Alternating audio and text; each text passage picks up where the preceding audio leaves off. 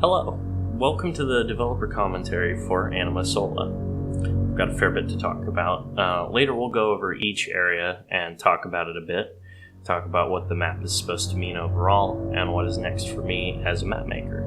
To start though, I want to take a bit of a detour and talk about how this map came to be. I think having the context will make everything else I talk about later on a little more meaningful. Rewinding back to 2017, I sit down and play a game called The Beginner's Guide for the first time. The Beginner's Guide's story is irrelevant for the most part. I will not be spoiling the game in this video. I recommend you check it out yourself, as it's a great story. What you need to know about the game's story is that it's about a person named Coda who makes games as an artistic and emotional outlet, never releasing them, just making these games to explore an idea or feeling, then moving on. Let me show you one of the levels that's somewhere in the middle of the story, with the narration turned off so it's mostly spoiler-free. This will be important later, trust me.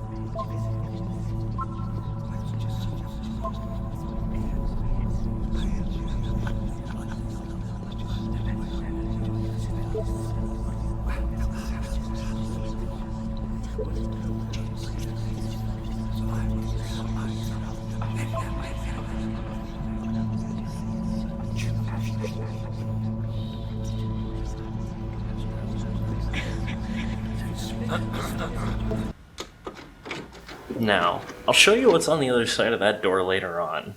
This game really stuck with me and latched an idea onto me that I could make games to get feelings out of my head and into a tangible experience. I was originally wanting to make a source game, since The Beginner's Guide is a source game itself, and my past playing source games and my vague understanding of the Hammer editor. It would have been similar in concept, but without much gameplay substance. You would have just been walking through the same style of cave, with music in the background that gets louder until you find a radio playing static, and as soon as you touched it, the game would just close. That was the whole idea. I put this idea on the shelf. It was still in the back of my head the whole time, but I couldn't use it until 3 years later, after I started making CTM maps, where I got dropped the golden opportunity to put my idea to use. Strawberry Jam number 33, Collapse. The rest is history. Moving on to the map itself, most areas don't have a specific meaning, especially the ones from the original Jam map, because I didn't have time to implement deeper area meanings. Same goes with most of the decoration in this map. Things like the hand, TV, and the like weren't built with a specific meaning in mind. I think I just like glowing TV screens in the dark. To start with individual areas, we'll of course start with the first area, Ashen Thicket. Ashen Thicket is an area that I'm surprised turned out as good as it did. The only area in the whole map where I went and made something entirely custom for the mobs or loot myself without like item builder or anything. I made it so that the creepers that stand on a wither rose will explode automatically, and just as a result will drop a cloud of wither on the ground. It took me like 2 hours to implement that. I was pulling my hair out the whole time, losing my mind. It's 3 commands. It was 3 commands. I'm not even sure anyone really experienced that mechanic. Oh well. The second area was made in a very cheap, jam-like way.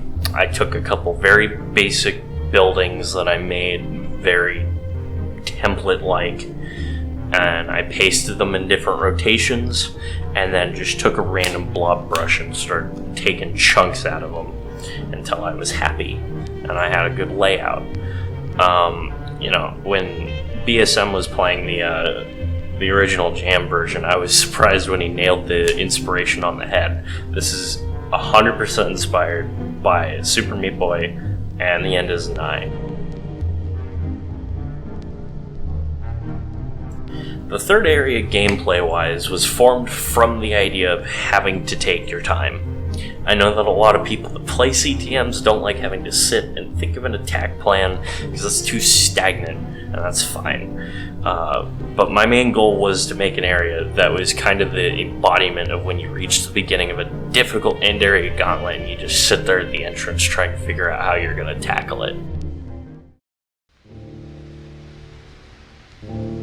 Warfare is the area that I had by far the hardest time with building, both from a gameplay and thematic perspective. The castle itself changed colors several times, and aesthetic styles several times, and it was the only area in the map that I did not have a clear gameplay idea in my head when I was building it.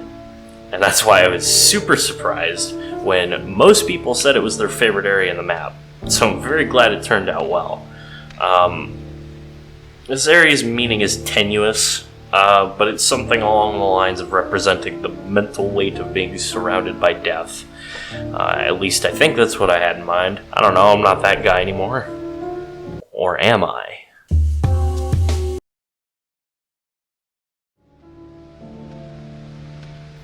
Guilt is an area entirely thematically revolved around the lava texture. Almost everything else came after. The mine shaft at the end was what I made very last, as I needed more gameplay to make the area feel complete.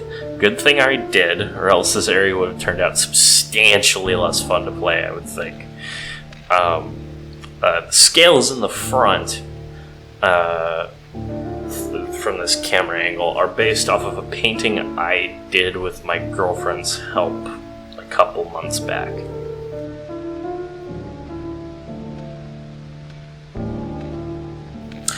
Ozymandias, an area I think ended up being a lot more controversial than I wanted it to, but nonetheless exists. Thematically, this area is very straightforward. You're running out of time. This area was also mostly made quite cheaply, with most of the terrain being cleaned up world painted terrain that I broke up into sections using spike brushes. Also, to anyone who skipped around back to the wool, that's a perfectly valid way to play the area. Just know you missed out on quite a lot of diamonds and a totem of undying. Not that you needed it.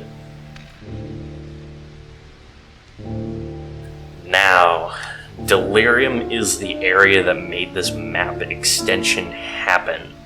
The idea popped into my brain so vividly that I got my girlfriend to draw it for me. It is the proper ending that I feel this map needed, and I couldn't muster the time to do it in the Jam version. Gameplay-wise, this area feeling long was on purpose. I like final areas that feel like a final journey where you leave everything behind to finish what you started. I know for next time if I do that again to make sure the gameplay doesn't get stale by the end of it, because by the end of an area that long, even core gameplay ideas get old. I don't remember what made me have the ending be this recursive. All I know is that just like the entrance, once I thought of it, it latched onto my brain and I couldn't think of any better way I could finish the map. Before I continue, I want to give a huge shout out to my testers.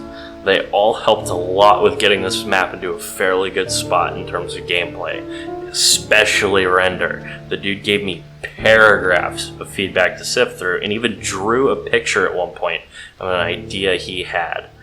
What a lad.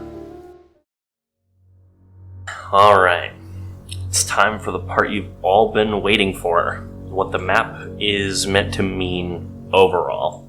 This map was originally going to be a lot darker in presentation, with hospital sounds replacing the default Basalt Delta's ambience, and at the end of the map, you would hear yourself struggle to stay alive as you flatline and die. I ended up backtracking on the details a bit, as I didn't want to put a lot of effort into these aspects of the map, just to have it tip too far into the realm of edginess and ruin everything else. As for what made it in, okay, here goes. The overall feeling this map is trying to impose on you is the feeling of being stuck in your own head, trapped with your own thoughts, feeling like you can't escape, having something terrible happen to you that causes thoughts to plague your mind that shouldn't be there. At the same time, as much as it feels like there's no way out, staying in that headspace for a long period of time will just get you killed. You have to keep mentally moving forward. Overall, the main feeling I wanted the player to feel was that they were alone. There are explicit references to my own life in this map. I won't tell you what they are, of course, but just knowing that you can probably work some things out. Delirium itself is the end of the road for someone unable to come to terms with their demons, breaking down and latching onto a time where they still felt something. Whether the final room is someone succumbing to their demons or finally getting to put their thoughts to rest, I'll leave that up to you. Now that all of it is said and done, I think I'll show you what was behind that door.